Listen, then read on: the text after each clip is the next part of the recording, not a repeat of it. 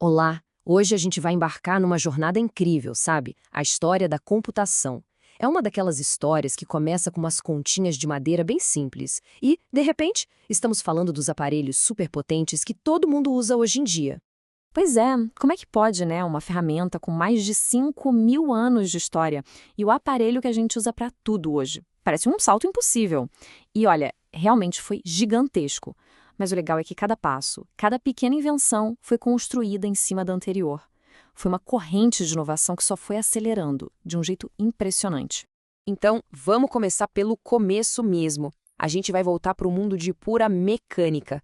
Um tempo onde o sonho de fazer uma máquina que calculasse sozinha era algo feito de metal, de engrenagens, movido a vapor. Pura engenhosidade, de verdade. E olha, por milênios o progresso foi bem lento. A gente saiu daquelas continhas manuais do ábaco para calculadoras mecânicas, tipo a do Blaise Pascal, que era toda baseada em rodas dentadas para somar e subtrair. Mas a grande virada, a ideia que mudou tudo, veio de um lugar que ninguém esperava, da tecelagem. E logo depois, claro, com a visão genial do Charles Babbage de criar uma máquina que pudesse fazer de tudo. Isso é muito louco de pensar, né? A ideia de um programa de dar instruções para uma máquina não nasceu com a eletrônica, nasceu com a arte de fazer tecido. Os cartões perfurados do TA de Jacquard diziam para a máquina qual desenho criar. É basicamente a mesma lógica de um código de computador de hoje, só que com furos em um cartão. E é aqui que a história fica ainda mais genial. Isso mostra que a essência do software, sabe? Conceitos-chave como subrrotinas, loops, tudo isso foi pensado pela Ada Lovelace. E detalhe, um século antes do primeiro computador eletrônico sequer existir. Ela olhou para a máquina do Babbage e viu algo que ia muito, mas muito além de só calcular números. Ok, agora a gente dá um salto gigantesco. Vamos deixar o vapor e as engrenagens para trás e entrar de cabeça na era da eletricidade.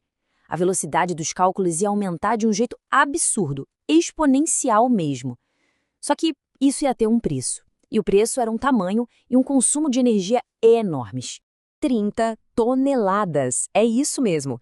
Esse era o peso do ENIAC, o primeirão dos computadores totalmente eletrônicos. Para ter uma ideia, isso é tipo uns 5 elefantes adultos. Tudo isso, toda essa estrutura, para fazer cálculos que hoje um celular faz num piscar de olhos. Os primeiros computadores eram verdadeiros monstros que ocupavam salas inteiras. O ENIAC, por exemplo, tinha quase 18.000 válvulas. E o que era uma válvula? Pensa numa lâmpada daquelas antigas, incandescentes. Agora imagina 18.000 delas. Elas esquentavam demais, consumiam uma energia absurda e, o pior de tudo, queimavam o tempo todo. Fazer aquela máquina funcionar era um desafio diário, com certeza. E aqui vai uma curiosidade bem legal. Sabe o termo que a gente usa até hoje para falar de uma falha num programa, o bug? Pois é, ele veio de um incidente literal. A palavra surgiu porque a equipe da Grace Hopper encontrou uma mariposa, um inseto de verdade, presa num relé da máquina causando um curto-circuito. O primeiro bug foi um bicho de verdade. Mas é claro que essa era dos gigantes não podia durar para sempre. Uma invenção completamente nova estava prestes a virar o jogo, a mudar tudo. Ela ia tornar os computadores menores, mais rápidos e, o mais importante, muito mais confiáveis. O silício estava chegando. A invenção do transistor lá nos Bell Labs foi o ponto de virada total.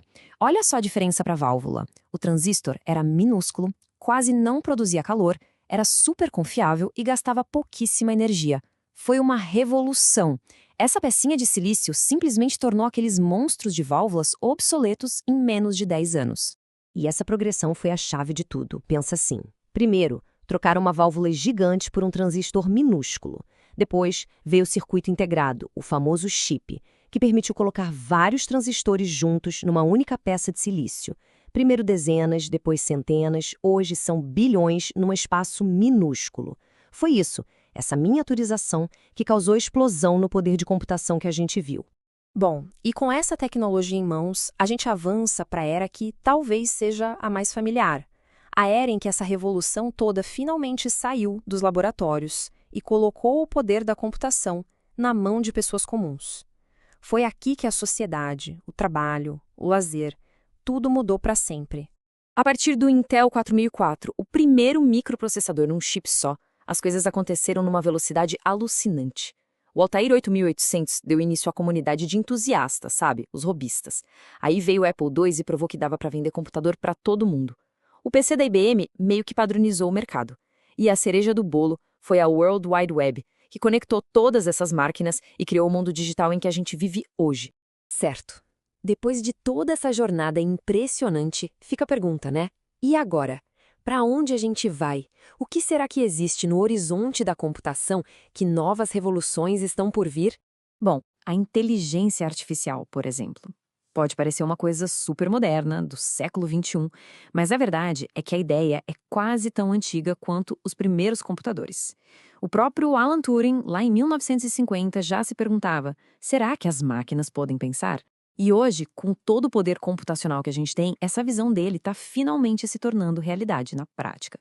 E aqui a gente tem o que pode ser o próximo grande salto: a computação quântica.